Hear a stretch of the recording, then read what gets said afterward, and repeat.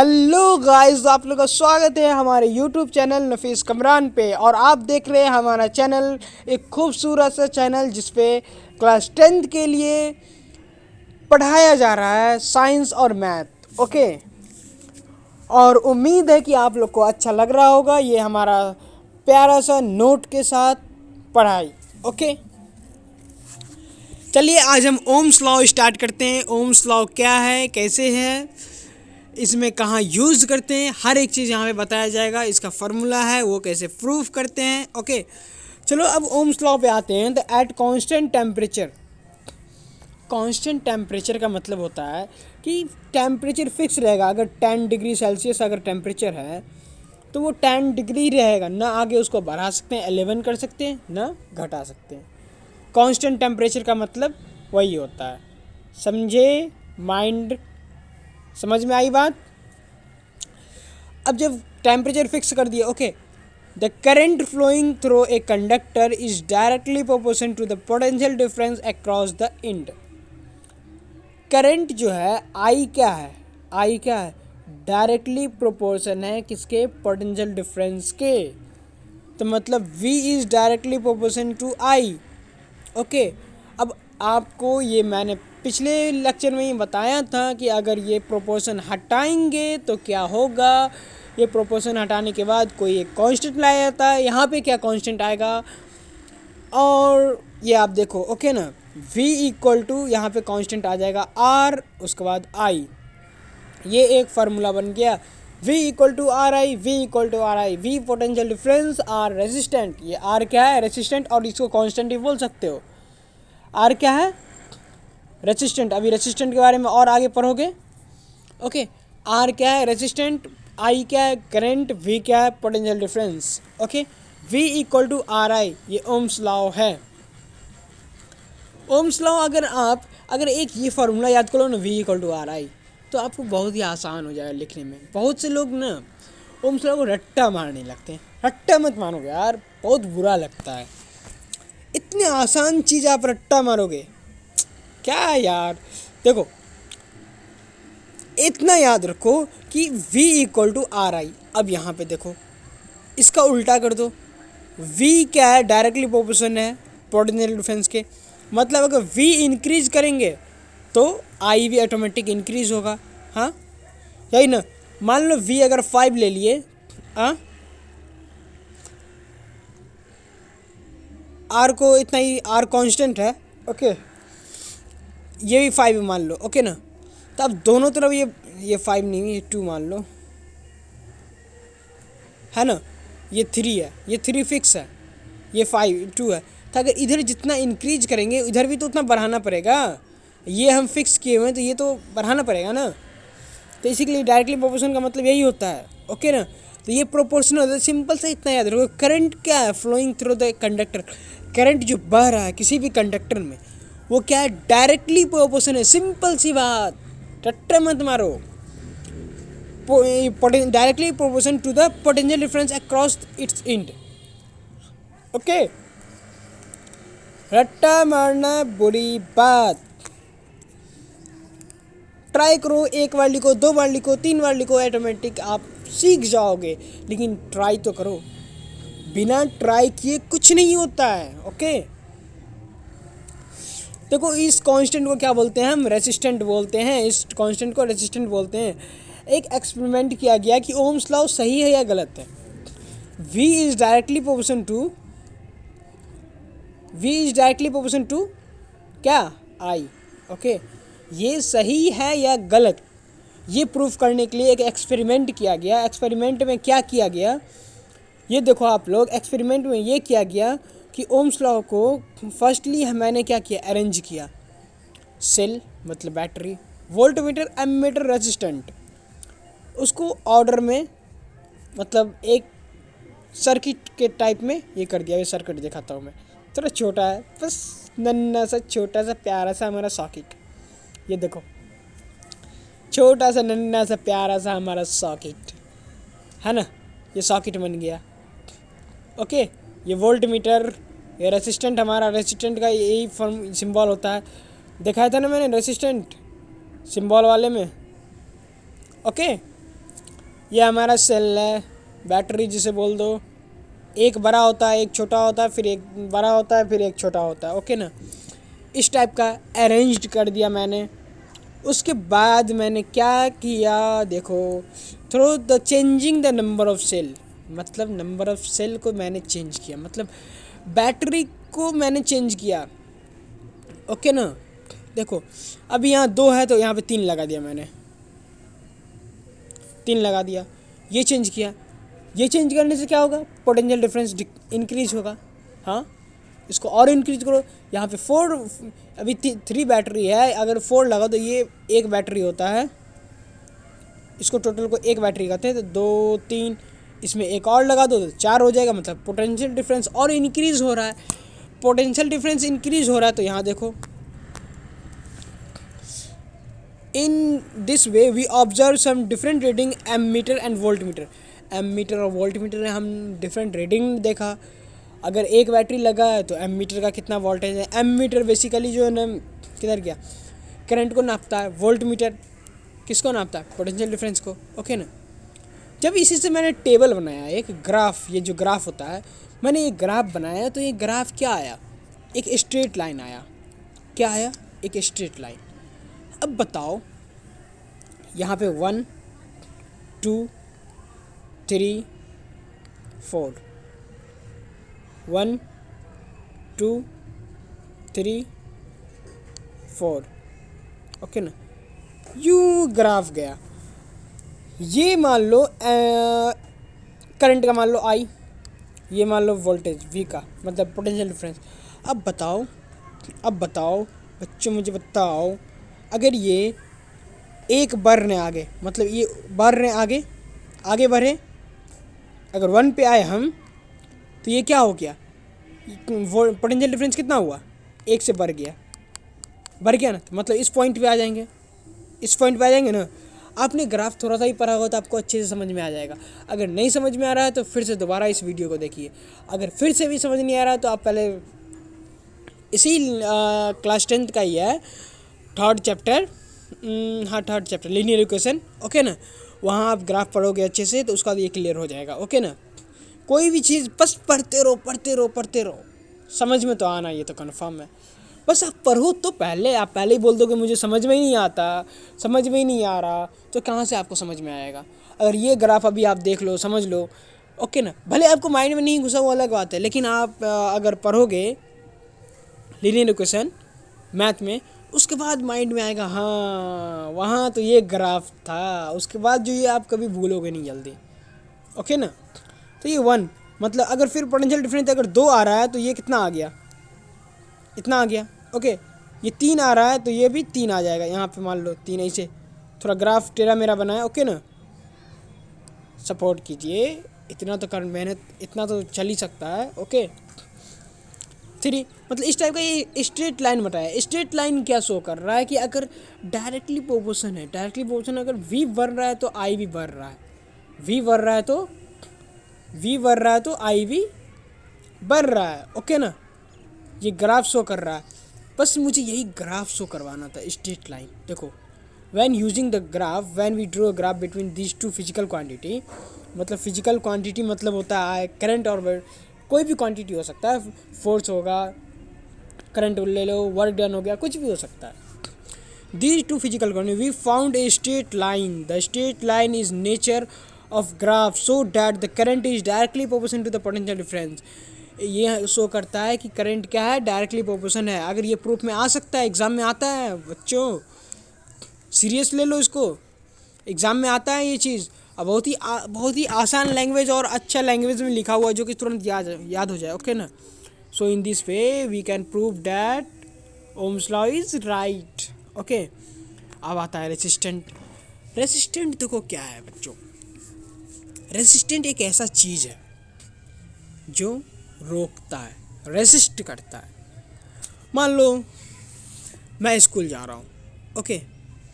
अब रास्ता में मिल गए बहुत सारे खेलने वाले बंदे, ओके ना।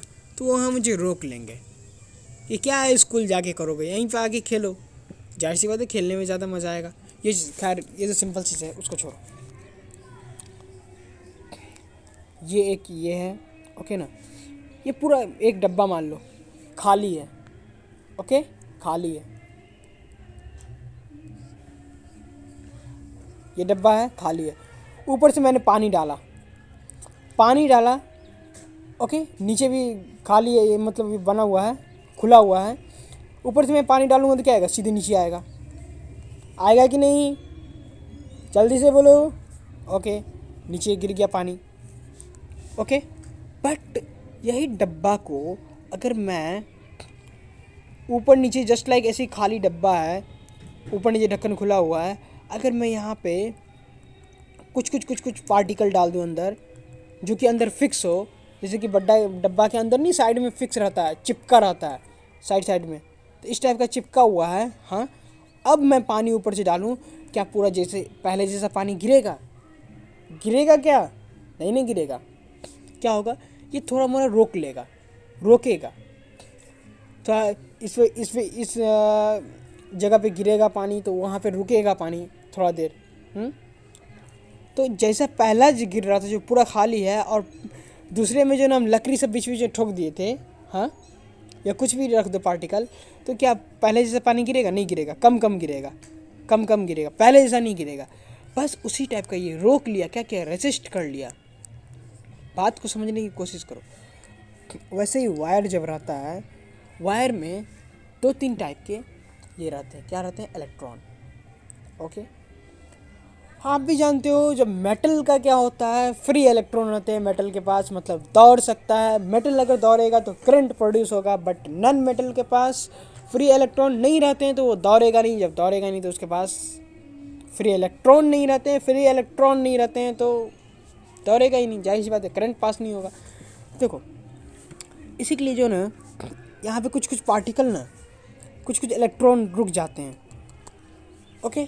जब यहाँ से करंट पास हुआ तो उतना करंट पास नहीं होगा जितना एज कम्पेयर सिंपल खाली जगह पे होगा, ओके ना। तो इसी को कहते हैं किसका रेजिस्टेंट हाई है, किसका रेजिस्टेंट लो है। रेजिस्टेंट एक टाइप का क्वांटिटी हुआ, ये नापने के लिए कि कौन सबसे ज़्यादा करंट पास कर रहा है, कौन सबसे कम पास कर रहा है।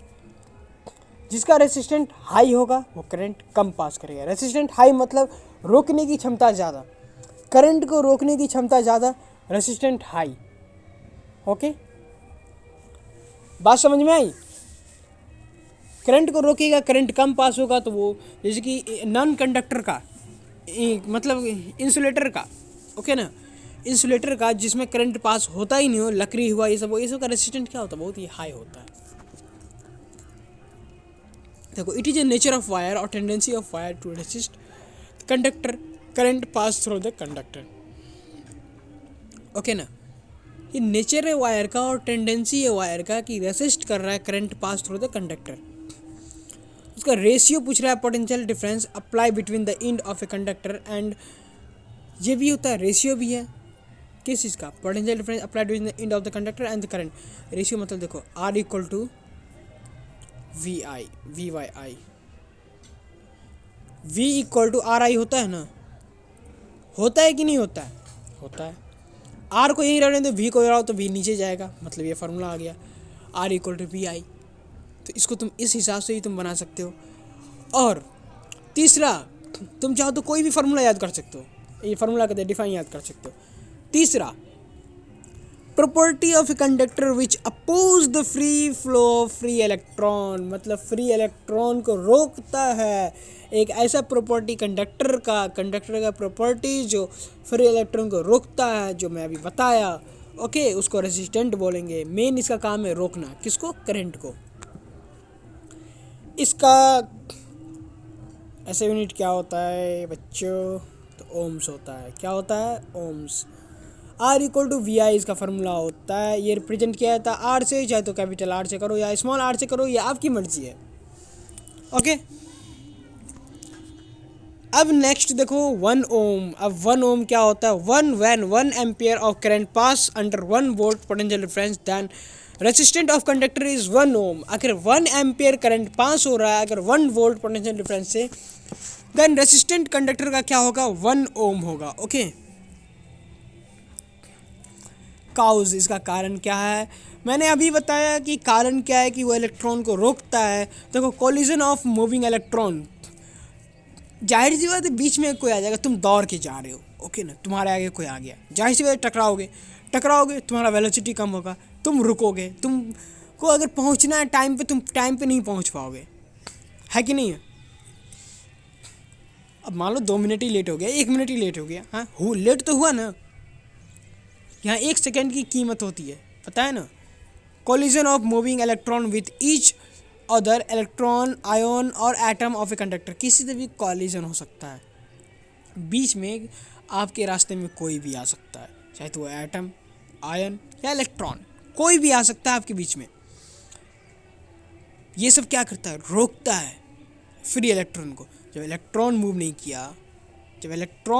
किया तो क्या मूव करेगा करंट वायर में, नहीं करेगा, क्योंकि बिना इलेक्ट्रॉन के करंट प्रोड्यूस होता ही नहीं है।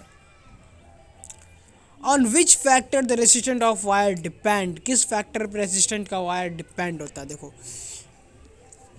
किस किस फैक्टर पे डिपेंड होता है। पहला तो लेंथ पे, रेसिस्टेंट किस पे डिपेंड होता है, लेंथ पे। R is directly proportional to L, okay, ये चीज़ याद करने की चीज़ है, थोड़ा मतलब माइंड में रखने की चीज़ है।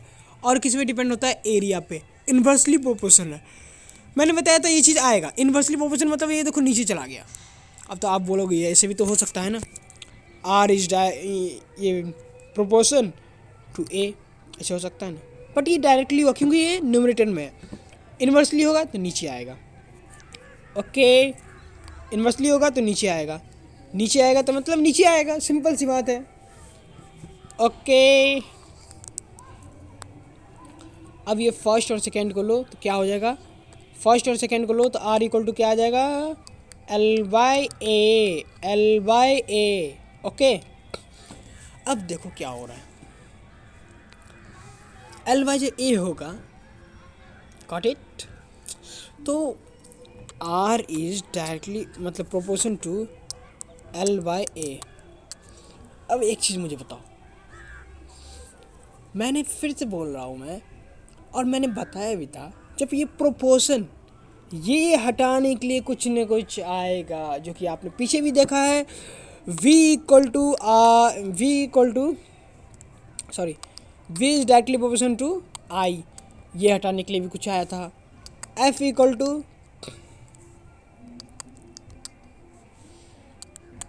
Q1 Q2 by R square, ये हटाने के लिए भी कुछ आया था, याद करो। ये हटाने के लिए क्या आया था, K आया था, ये हटाने के लिए क्या आया था, R आया था। अब ये हटाने के लिए क्या आएगा, ये हटाने के लिए क्या आया, रो आया, मतलब कि P तो लिखो बट इस टाइप का P नहीं, टेढ़ा P, ये टेढ़ा P, कैसा P, टेढ़ा P, इसका पूछ जाएगा इस तरह, ओके, इतना ज़्यादा नहीं करना है, ऐसे लिखना, ओके ना। इसको क्या बोलते हैं, रो, और क्या बोलते हैं, रेसिस्टिविटी, क्या बोलते हैं, रो या रेसिस्टिविटी, ओके ना, क्या बोलते हैं, रो या रेसिस्टिविटी, याद करो, एक बार में नहीं याद होगा, याद करो। अब एक proportion constant rho is called specific resistant भी बोलते हैं इसको, क्या बोलते हैं, रेसिस्टिविटी तो बोलते हैं और स्पेसिफिक रेसिस्टेंट बोलते हैं। देखो मैंने अभी आपको बताता हूँ, लोग 2 बार गलती करते हैं एग्ज़ाम में, अगर जो ना स्पेसिफिक रेसिस्टेंट देख लेते हैं ना, फट दो डिफाइन लिख देते हैं, किसका, रेसिस्टेंट का, है कि नहीं, सिंपल सा फट दो लिख देते हैं, property of matter which oppose the free flow of free electron, है कि नहीं, फट दो जो ना रेसिस्टेंट का लिख देते हैं। बट यहाँ पे एक चीज़ स्पेसिफिक लगा हुआ है यहाँ पर, मतलब क्या, ये रेसिस्टिविटी के बारे में बात कर रहा है, ना कि रेसिस्टेंट के बारे में बात कर रहा है, गॉट इट, समझे क्या। अब देखो ये कि नेचर ऑफ मैटर पे डिपेंड करता है, किस पे, नेचर ऑफ मैटर पे। इससे क्वेश्चन आते हैं, अच्छा खासा क्वेश्चन आते हैं, इसी के लिए अच्छे से समझ लो, याद कर लो, समझ लो, याद कर लो, ओके। नेचर ऑफ मैटर हुआ, ओके, जैसे कि रेसिस्टिविटी हुआ, नेचर ऑफ मैटर क्या हुआ, ये रेसिस्टिविटी हुआ, इस पर डिपेंड करते हैं। सबका रेसिस्टिविटी अलग अलग होता है, सबका अपना अपना प्रॉपर्टी होता है। जैसे कि डेंसिटी होता है ना, वाटर का डेंसिटी अलग है, उसका मिल्क का डेंसिटी अलग है, फिर तो सबका लगभग अलग अलग डेंसिटी है। वैसे ही इसी टाइप का मैटर का प्रॉपर्टी होता है, सबका रेसिस्टिविटी अलग अलग होता है। ओके ना। Resistant of fire also depend on the temperature. अगर टेम्परेचर इंक्रीज करे तो क्या होगा, रेसिस्टेंस इंक्रीज होगा। किसका? मेटल का। बट सेमी कंडक्टर, अब बताओ ये सेमी कंडक्टर क्या है? सेमी कंडक्टर ऐसा सब्सटेंस जो न मेटल हो, मतलब न कंडक्टर ज़्यादा कंडक्टर हो, ओके, न ज़्यादा इंसुलेटर हो, और उसमें क्या होता है, आप टेम्परेचर इंक्रीज करोगे तो रेसिस्टेंट क्या होगा, डिक्रीज होगा। समझ में आई बात? सेमी कंडक्टर का पूरा चैप्टर है 12th में, अभी ये पढ़ना है इसके बारे में, बट फिलहाल तो यहाँ पे इतना ही। रेसिस्टिविटी देखो, resistivity of a substance is numerically equal to, numerically equal कैसे होगा, rod of that substance which one of the, देखो ये उतना ज़्यादा समझने वाला नहीं है, ओके ना, ये समझने वाला। देखो रेजिस्टेंस पर यूनिट, क्या, per unit length, per unit cross section area of a conductor determine the specific resistant per unit length per unit area of cross section equal to resistivity. भाई इतना समझ लो, और इसको और अच्छे समझना चाहते हो तो इतना समझो कि ये जस्ट लाइक डेंसिटी के टाइप में है, सबका अपना अपना अलग प्रॉपर्टी होता है। Resistant is the property of conductor. Resistant क्या है? कंडक्टर का प्रॉपर्टी है। बट रेसिस्टिविटी क्या है? कंडक्टिंग मटेरियल का प्रॉपर्टी है। दोनों में डिफरेंस है, बात को परखो, बात को समझो। ओके, रेसिस्टेंट क्या है? कंडक्टर का प्रॉपर्टी है। रेसिस्टिविटी क्या है? कंडक्टिंग मटेरियल का प्रॉपर्टी है। कंडक्टिंग मतलब उस टाइम में इलेक्ट्रॉन फ्लो कर रहा हो उसकी प्रॉपर्टी है। ओके ना। अब है कम्बिनेशन ऑफ रेजिस्टेंस। बता दूं मैं बच्चों आपको, कम्बिनेशन ऑफ रेजिस्टेंस अगले लेक्चर में बताऊंगा। ओके ना। आज के लिए इतना ही बच्चों। ओके, और आगे combination of resistant, next lecture में कम्बिनेशन ऑफ रेजिस्टेंट पढ़ाया जाएगा, और आप लोग जम के पढ़ो, नोट बनाओ, इसका रिवाइज करो। इसी के लिए कम इसका वीडियो मैं बना रहा हूँ, शॉर्ट, जो कि पढ़ने में मज़ा आए, तुरंत हो, अच्छा लगे। ओके, नोट अच्छे से बनाओ। इसका भी PDF मैं दे दूँगा, डिस्क्रिप्शन बॉक्स में इसका टेलीग्राम का लिंक होगा। ओके, वहाँ से टेलीग्राम में ज्वाइन हो जाओ, वहाँ पे आपको मिल जाएगा लिंक। और कोई भी क्वेश्चन हो इससे रिलेटेड, कोई भी टॉपिक जो छूटा तो नहीं होगा, बट कोई बुक एडवांस, कोई बच्चे एडवांस बुक पढ़ते हैं, तो अगर ऐसा कोई टॉपिक है जो तुमको लगता है कि मैंने उस एडवांस बुक से नहीं बताया हूँ, अगर तुमको जानना चाहते हो तो आप मुझे व्हाट्सअप नंबर है, ओके, 9801999829, ये व्हाट्सअप नंबर है। आप इस पे हमें कॉल कर लो, कॉल करते मैसेज कर लो। ओके ना। कोई क्वेश्चन है यहाँ भेज दो, टॉपिक भेज दो, मैं यहाँ पे बता दूंगा आपको। ओके, या नेक्स्ट लेक्चर आएगा उसमें मैं ये डिस्कस कर दूंगा। और हमारा ग्रुप है, व्हाट्सअप ग्रुप है, टेलीग्राम ग्रुप है, वहाँ ज्वाइन हो जाओ, वहाँ आप मैसेज कर सकते हो। आप बिल्कुल फ्री रहो, आप वहाँ पे आपको हर एक चीज़ का सॉल्यूशन मिलेगा। ओके बच्चों, चलो आज के लिए इतना ही। ऑल द बेस्ट बच्चों, पढ़ते रहो तब तक के लिए। Okay, bye.